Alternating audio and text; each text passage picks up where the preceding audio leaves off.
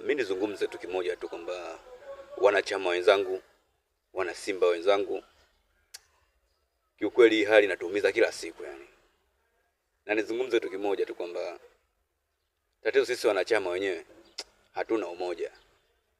Hatuna ushirikiano hata kidogo. Na kwa hali hii tutaendelea kulia kila siku na tutaendelea kuumia kila siku.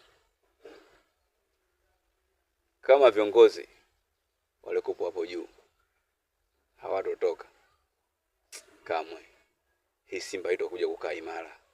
Tutaendelea kulia kila siku yani. Lakini kwa utaratibu tulionao sijui kama viongozi sijui hamwezi kuongoza si nini, hamwezi kufanya sijui hiki, basi mtajie timu yetu. Kwa mfumo huo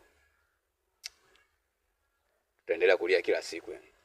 Tatizo sisi wenyewe wanachama, mashabiki hatuna umoja. Hatuna umoja kabisa. Kama tuna umoja tunaonyesha ile action. Na kama Simba hii viongozi hawatobadilika, hawatotoka,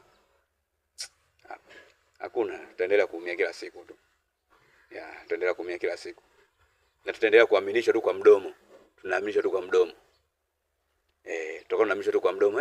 Sijui hivi tunasajili hiki, tunafanya hiki, sijui tunafanya hiki. Lakini hakuna.